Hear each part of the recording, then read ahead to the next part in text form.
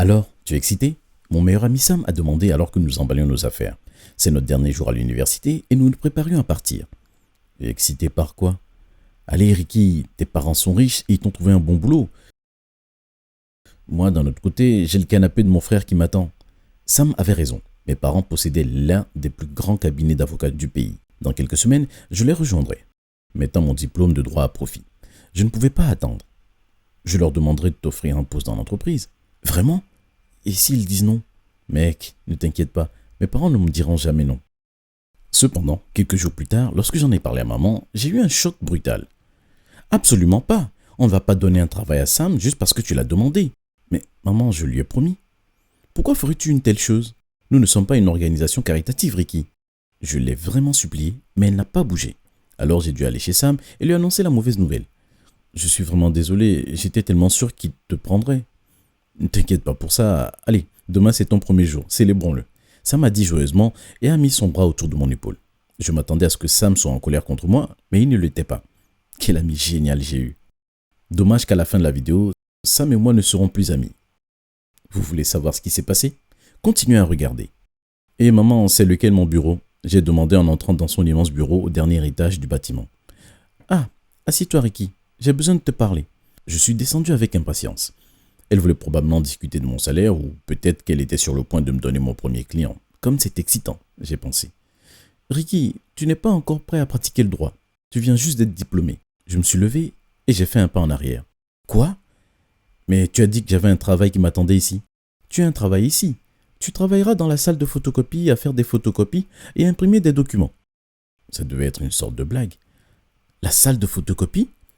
J'ai travaillé si dur à l'université pour que tu m'envoies dans la salle de photocopie? Pourquoi? À ce moment-là, je criais si fort que je commençais à attirer l'attention des autres employés. Je peux pas te dire pourquoi. Maintenant, mets-toi au travail. Il est hors de question que je travaille dans cette vieille pièce poussiéreuse. Alors tu vas mourir de faim et vivre dans la rue. Vous me mettez à la porte? Nous n'aurons pas à le faire si tu acceptes le poste que nous te proposons. Je suis sorti du bureau et j'ai pris l'ascenseur jusqu'au sous-sol du bâtiment où se trouvait la salle de photocopie. Je détestais ma vie. Les mois ont passé et mes parents n'ont pas changé d'avis. Je détestais aller au travail et je commençais à les détester aussi. À la maison, je les évitais et choisissais de passer la plupart de mon temps avec Sam qui n'avait toujours pas trouvé de travail. Ils sont tellement injustes, je veux dire, tu es leur fils. Comment peuvent-ils te laisser souffrir comme ça? Sam et moi jouions à des jeux vidéo dans la maison de son frère. Je ne pense pas pouvoir le faire plus longtemps. Mon salaire est une blague. Je mérite d'être payé beaucoup plus et ils le savent. Ce n'est pas comme s'ils ne pouvaient pas se le permettre. J'ai l'impression qu'ils ne se soucient plus de moi. Je ne pense même pas que je leur manquerais si je disparaissais. Sam avait l'air d'être en pleine réflexion. Et si tu le faisais? Il a dit finalement. Faire quoi? Disparaître? Ça n'a aucun sens, mec. Pense-y, et si on te fait disparaître, tu crois que tes parents paieraient pour te récupérer? Tu me fais peur. Écoute-moi bien. Tu disparais pendant quelques jours, on leur fait croire que tu étais kidnappé, on leur demande de l'argent. Ils nous paient et boum, nous sommes riches. Tu es fou. J'ai ri, mais Sam n'a pas ri. Attends, tu es sérieux? Très. Alors, qu'en dis-tu? Qu'est-ce que vous croyez que j'ai dit? Que diriez-vous? Feriez-vous semblant d'être kidnappé et de faire payer des millions de dollars vos parents? Vous n'aimerez peut-être pas le choix que j'ai fait, mais souvenez-vous que j'étais très en colère contre maman et papa à l'époque. Planifier le drame que nous allions mettre en scène était facile. Oh, au cas où vous vous demanderiez, j'ai dit oui à la proposition sournoise de Sam. Nous avions besoin d'un endroit où mes kidnappeurs pourraient m'emmener et me garder jusqu'à ce qu'un échange soit fait. Le frère de Sam étant à l'étranger, nous avons décidé que son sous-sol conviendrait parfaitement. Cette pièce sera parfaite pour les photos et la vidéo de la rançon, Sam a dit avec enthousiasme quand nous avons visité la pièce moisie. À ce moment-là, on a sonné à la porte et Sam a couru pour répondre. Je l'ai suivi et je l'ai trouvé en train de serrer le poing de deux inconnus. Un jeune homme et une jeune femme, tous deux de notre âge. Ils portaient des sacs à provisions. Ricky, voici mes cousins Dave et Jenny. Ils vont nous aider avec ton kidnapping. Je ne savais pas que nous nous impliquions d'autres personnes. Nous devons faire en sorte que ça a l'air crédible. Ils ont apporté des provisions. Des provisions? Je me rendais compte que Sam y avait pensé bien plus que moi. Oui, nous avons apporté des masques, des attaches zip, du ruban adhésif et d'autres choses. Jenny a répondu. Je les ai regardés vider leur sac à provisions sur la table. Sam m'a dit que tu demanderas 1 million de dollars à tes parents. Ouais, il y a un changement de plan. Tu dois demander 2 millions. Quoi? Pourquoi? Eh bien, Jenny et moi faisons partie du marché maintenant. Fais le calcul, Richard. Je n'ai pas aimé le ton de Dave. De plus, on dirait qu'il n'avait pas pris de douche depuis des semaines. Sam, j'ai cherché l'aide de mon ami. Dave a raison, 1 million est trop peu pour être divisé en 4. Sam avait du mal à me regarder dans les yeux. Que cachait-il?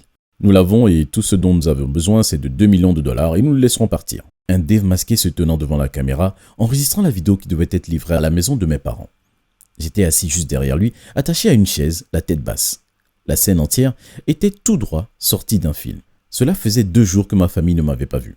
Notre plan se déroulait bien jusqu'à présent. Sam et Dave m'ont attrapé à l'extérieur du cabinet alors que je marchais vers ma voiture. Ils m'ont mis dans un van sombre et sont partis. Vous avez 4 jours pour livrer l'argent à cette adresse.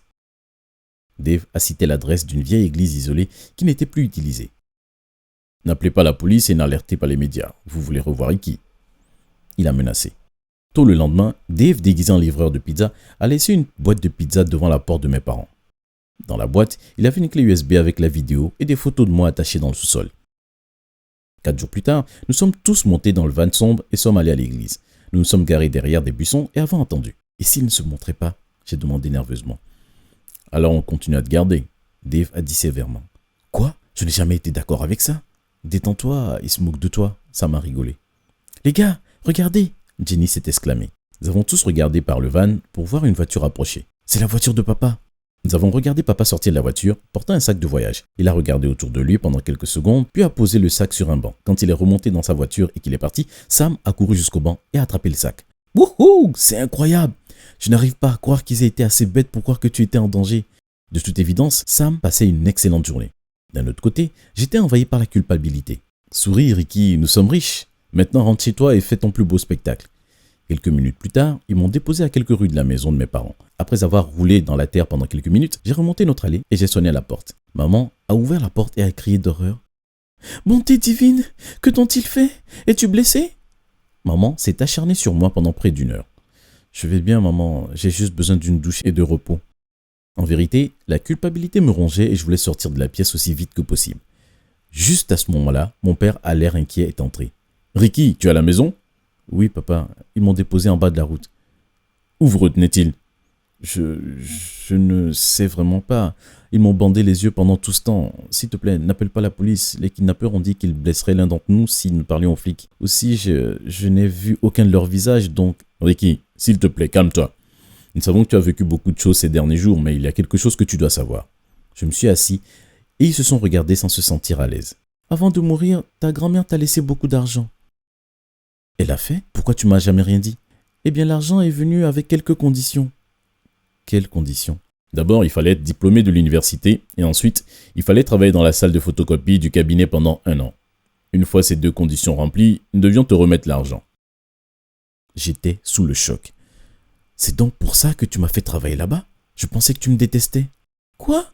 Non, nous voulons toujours ce qu'il y a de mieux pour toi, mais nous avons dû faire ce qu'elle a demandé pour que tu puisses avoir les 2 millions de dollars de ton testament. » 2 millions de dollars? C'est beaucoup d'argent. Je continuerai à travailler dans la salle de photocopie jusqu'à la fin de l'année comme le voulait grand-mère. Ricky, nous avons peur que l'argent ait disparu. Quoi? Parti où? Quand tu as été kidnappé, nous n'avions pas l'argent qu'il demandait. On a parlé à l'avocate de grand-mère et elle a accepté de débloquer l'argent que grand-mère t'a laissé. Je n'aimais pas la tournure que prenait la conversation. La terreur m'a envahi et au mot suivant de maman, j'ai réalisé à quel point j'avais tout gâché. Nous sommes vraiment désolés, mon chéri. Nous avons dû leur donner ton argent. Nous avions peur qu'ils te fassent du mal. Maman a dit en larmes. Non, non, ce n'est pas bon. Je me suis exclamé, les faisant sursauter. Qu'est-ce qui n'est pas bon, mon fils? Je me suis levé et j'ai fait les 100 pas dans la pièce. Je venais de donner une grande partie de ma fortune. Ricky, on est désolé que tu sois contrarié, mais ta sécurité est très importante pour nous. Je m'en fous de ça. Tant de choses m'ont traversé l'esprit. Devrais-je révéler la vérité pour voir si Sam et ses cousins rendraient l'argent? J'étais presque sûr que nous serions tous arrêtés. Mais quel autre choix avais-je? Si je me taisais, je perdais 1,5 million de dollars. Maman, papa, je dois vous dire quelque chose. J'ai finalement dit, puis je leur ai tout dit. Je vais te tuer, espèce de lâche! Dave a crié quand il m'a vu au poste de police. Après que j'ai avoué à mes parents, ils ont immédiatement appelé la police. Sam et ses cousins ont été arrêtés peu de temps après. Qui a eu cette idée? Qui a commencé tout ça? Adam Baker, l'avocate de ma grand-mère, a demandé. Mes parents avaient appelé et lui avaient demandé de nous retrouver au poste de police. C'était l'idée de Sam, mais je l'ai suivi, alors s'il vous plaît, ne le punissez pas seul, c'est mon meilleur ami. Eh bien, j'ai quelques informations qui pourraient te faire reconsidérer cela. Sam savait pour l'argent que ta grand-mère t'a laissé. De toutes les choses que je m'attendais à entendre, ce n'était pas l'une d'entre elles. Quoi? Comment? Pendant que vous étiez tous les deux à l'université, il a travaillé pour moi en tant que stagiaire pendant plusieurs mois. Mais je l'ai viré parce que je l'ai trouvé en train de fouiller dans mon bureau une fois. Je ne lui ai jamais fait confiance après ça. Tu es sûr qu'il savait pour le testament de grand-mère? Oui, il était sur mon bureau quand je l'ai surpris. Il le lisait. Mais il n'aurait pas pu... Arrête de le défendre. Jenny vient de raconter à la police comment Sam les a approchés, elle et Dave, avec une proposition. Il leur a promis 100 000 $ chacun s'ils aidaient au plan. Mais Sam a dit qu'on partagerait l'argent équitablement. Il t'a menti. Il allait prendre la plus grosse part. De plus, Jenny et Dave ne sont pas ses cousins. Sam les a trouvés dans la rue. Ils sont tous les deux sans abri. Comment ai-je pu être aussi stupide? Je me suis excusé auprès de mes parents de nombreuses fois. Les flics ont dit à mes parents que j'avais des problèmes, mais pas autant que Sam. Mes parents m'ont aussi informé que je n'aurais pas l'argent de ma grand-mère de sitôt. Je suis retourné travailler dans la salle de photocopie, espérant qu'un jour, ils me pardonneraient.